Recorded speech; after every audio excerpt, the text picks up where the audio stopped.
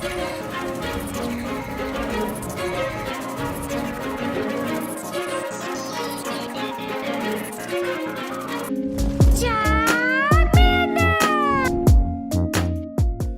guys, King of Charmas here to be your judge, your jury, and your analyst, and today I bring to you a feature on the most powerful, the best anti-metamon in the freaking game, and it is STUNFISK.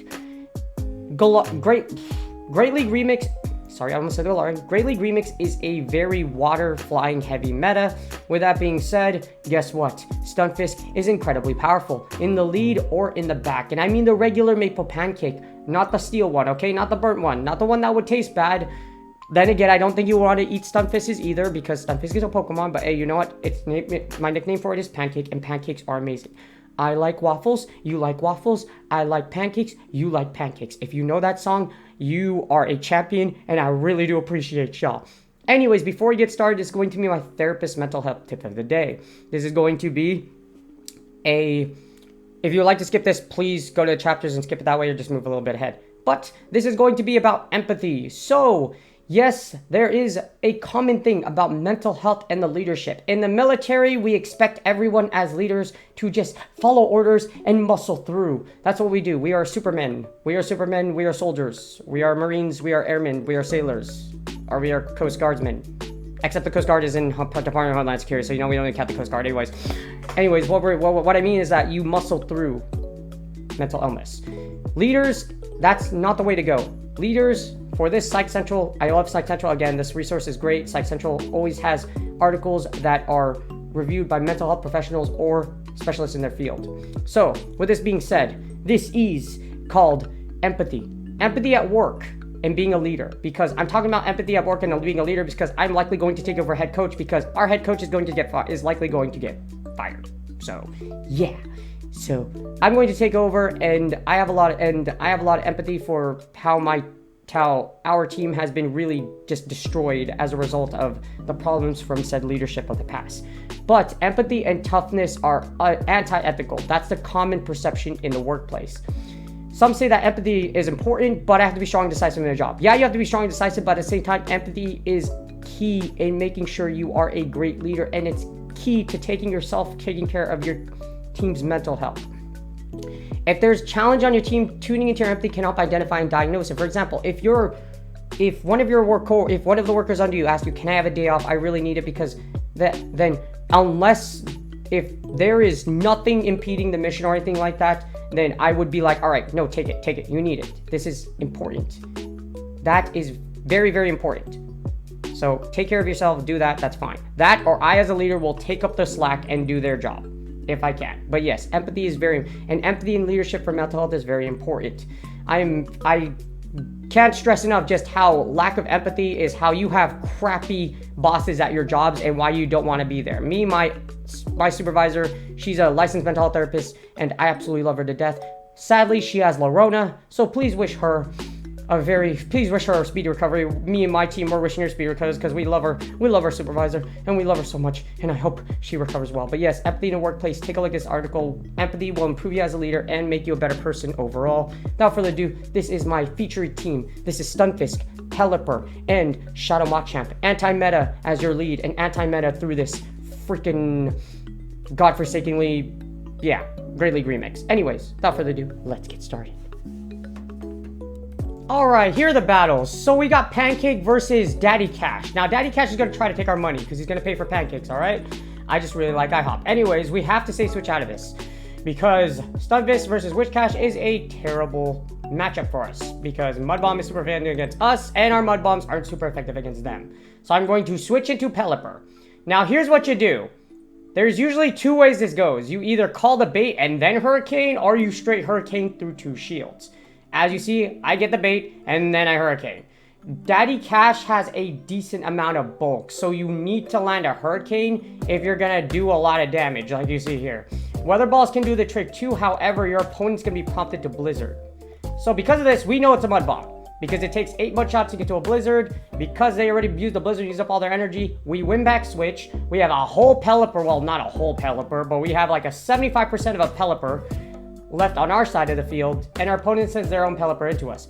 Here's the problem. Mine is shiny. Well, actually, not a problem for us, a problem for them. Mine is shiny, and shinies do more damage. That is not factual. That is a myth. So what you're going to do here is you're going to try to straight Hurricane through them. The reason why I knew I could have Weather Balled here and then go for the Hurricane, but I just go straight Hurricane because this is where we want Stunfisk to be. Stunfisk is a great core breaker for the Pelipper. Steelix core does great against Flowers and even against things like Pelipper because one discharge will one-shot Pelipper. Even though Pelipper's Weather Balls are super effective, the thing is, Pancake is thick. Pancakes are very thick and delicious. I'm overcharging just a little bit here just to make sure they don't try to catch Discharge, and as you see, this works out. Try to overcharge just a little bit, see if you could catch them over-tapping on that wing attack, and as you see, we have a Noctowl. So this was a Whiscash double flyer ABB team, and this is why Stunfisk is a boss. Because Stunfisk does really well against, like you see on the thumbnail, flyers and water types, which are very abundant in the Great League Remix meta. Poor Noctowl is going to get fried like fried chicken. Thanksgiving was only last month, but hey, you know what? Fried chicken is mad good. Fun fact, when we were done with a wrestling tournament and one of my kids, they took 3rd place, that's where I blew my lungs out for their 3rd place match. I'm going to send in Machamp, by the way, and just punch down Noctowl. We still have 1 shield, and that's absolute domination. GG's. We all yelled, Wingstop, yay Wingstop. Now speaking of wings, we're going to have to go ahead and switch out into Pelipper against Froslass because Froslass versus Stunfisk is a terrible matchup, or we're going to end up with wings and get sent to heaven. I don't know where Pokemon Heaven is. Is there a Pokemon Heaven? I don't know. Lord Arceus, help me out here.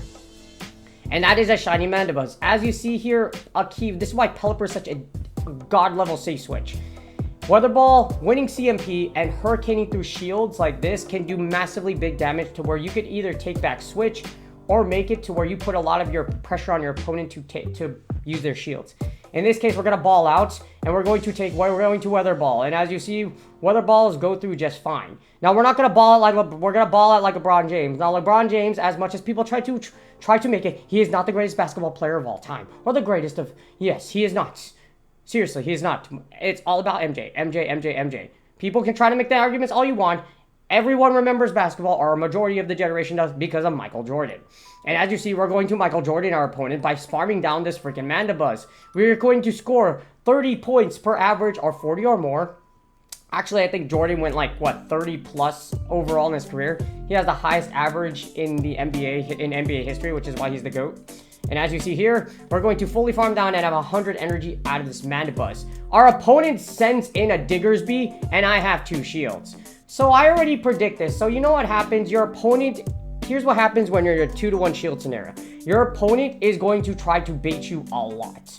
Or not really bait you, or they need to call your bait. So we're going to straight drop rocks, and we're going to ape our opponent hard AF. And as you see, we just aped the unholy crap out of the Queen Froslass, and our opponent has nowhere to go. That's what happens. Your opponent has to call a bait, so I just went straight Rock Slide. I could have gone straight Rock Slide either way. It would have worked out. Even if it didn't work out the other way around, I still have 100 energy on my Stunfisk.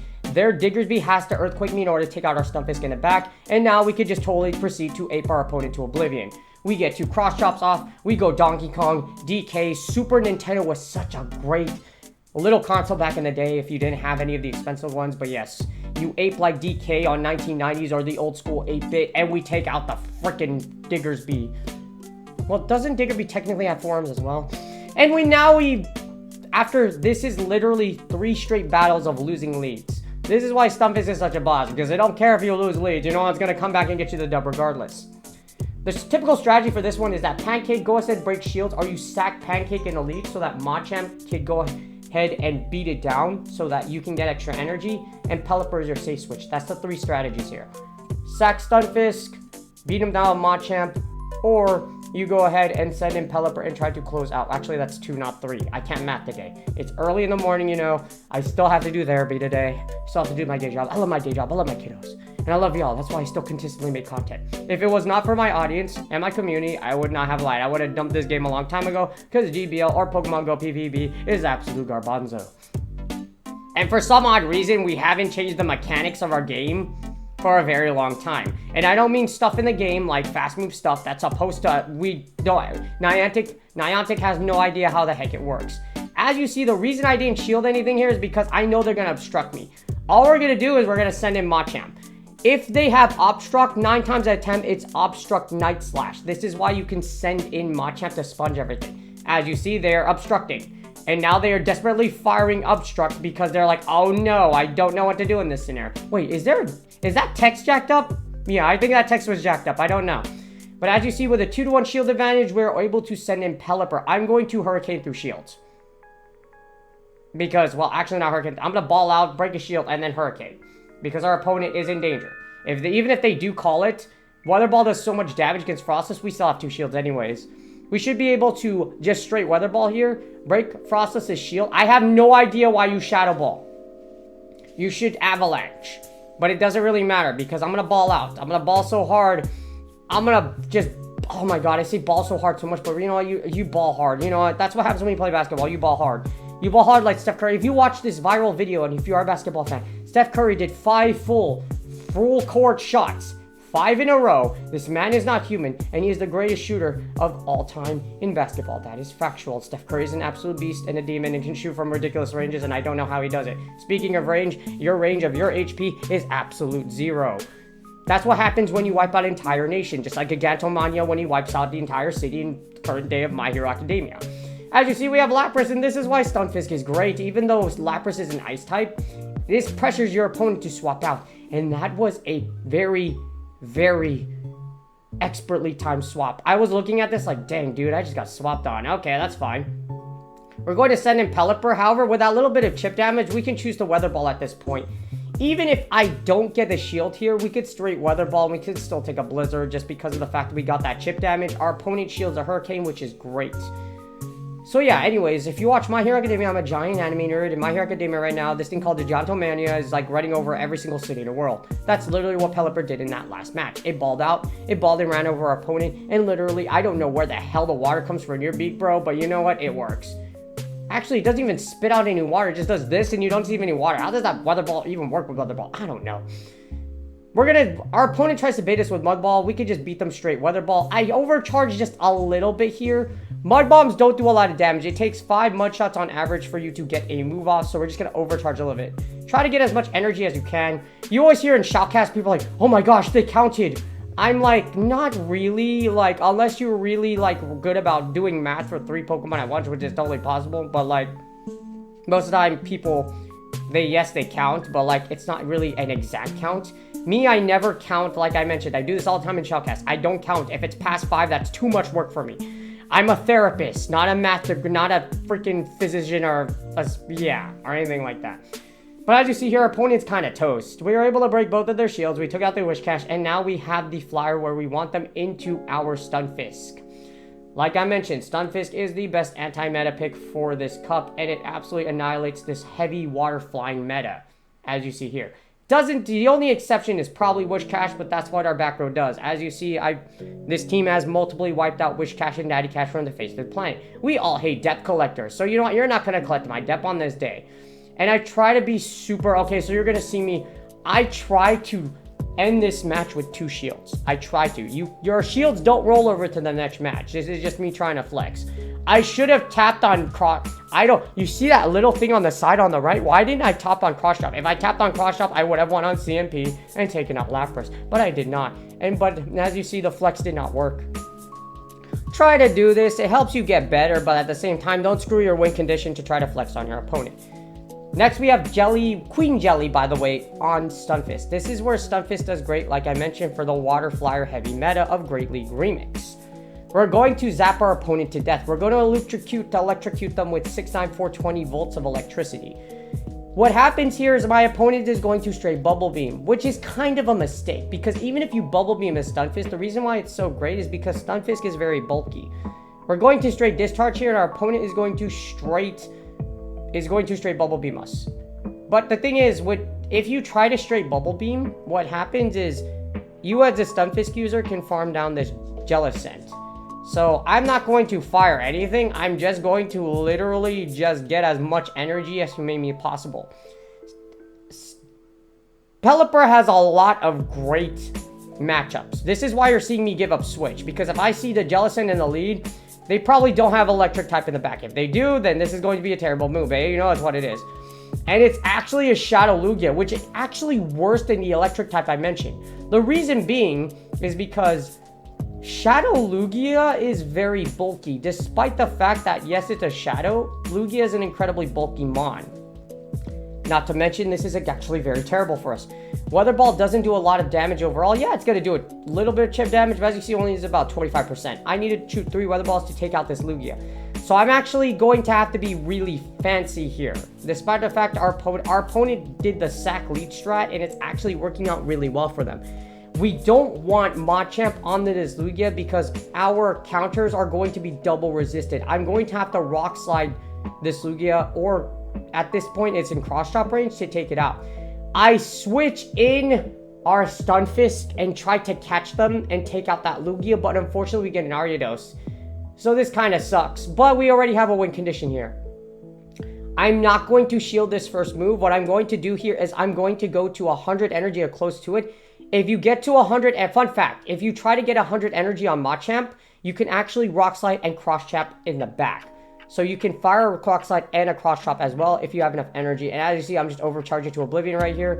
We get that 100 energy or close to it. Like I mentioned, we're going to fire Rock Slide, and then we're going to Cross Chop that Lugia for the dub. Because Lugia is so low, this Cross Chop should kill in the red. And it's a Shadow. So I make a measurement here, and I call the measurement correctly. We take out the Lugia, and we ape the crap out of Lugia. We use our forearms, absolutely Goro our way to Oblivion, and we make sure this is Mortal Kombat. Mortal Kombat is a good game, by the way. No matter how many times they release 15,000 versions of it, it's still going to be insanely popular because of the fact that it's gory, it's a fighting game, and it's gory. We get a Galvantula into STUNFISK for our final battle here. And it's obviously a great lead for us. Not too great for the fact that we're going to get lunched to death. However, as you see here, we can go ahead and safely take 2 or 3, actually take 3 lunges, I believe, just because of the fact STUNFISK is so bulky. We're going to fire off these Mud Bombs, but like you saw in that last match, energy management is key with this team. Your back row is very squishy, not our glass cannons, but as you see, STUNFISK does a lot where it can go ahead and just absolutely tank these moves, farm down, have a good advantage over this water flying heavy meta, like I mentioned like 4 freaking times. And for some odd reason, I've only seen 1 Pelipper in the lead. No, seriously. I haven't seen 1 Pelipper in the lead. Like, yeah, we've won the lead, but like, it wasn't the Pelipper Steelix core like I originally planned. And our opponent sends in Dewgong. The reason I give up swap here is because our opponent already expended 1 shield. So I'm going to Hurricane over here, and this should take their 2nd shield. I want to take it so that I can leave them in the zeros because Machamp with 2 shields is an absolute destroyer of worlds. Shadow Machamp is going to absolutely ape the unholy crap out of our poor opponent, and we still have a whole Stunfisk that we can use for energy. So by all means, we're about to use these forearms, and we're about to stick them... I don't want to get banned. You know, you can make the dirty jokes as a Pokemon Go content creator, but let's face it, this is PG-13, this is a kid's game. You know, even though I'm not like all the other content creators who are like, you have to be a PG-13, I'm a veteran, okay? In military veterans, we curse like sailors, even though I'm not a sailor. But you know what, you get my drift. And we get the Steelix in the back.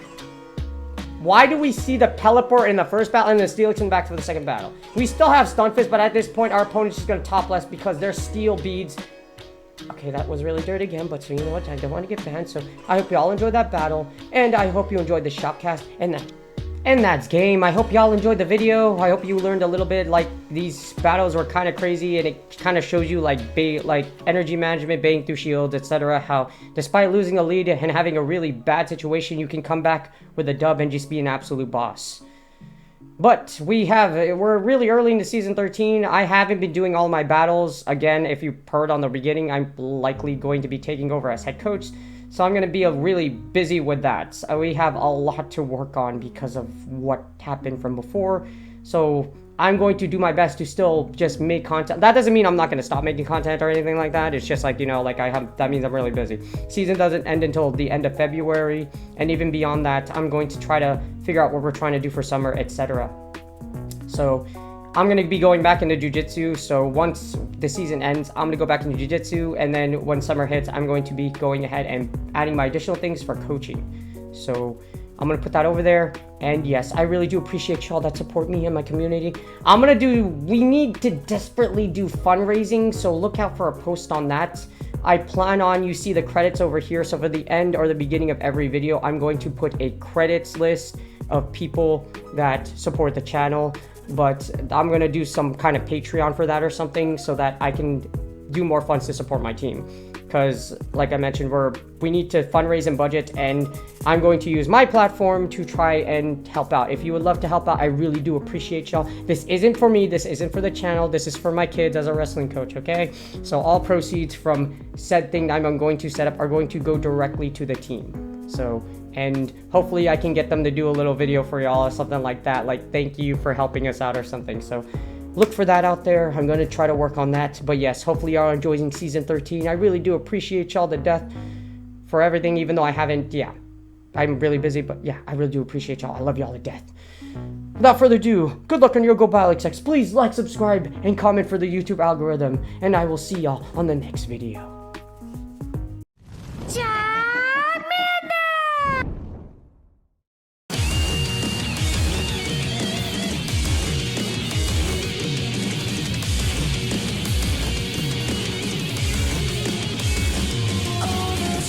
That I made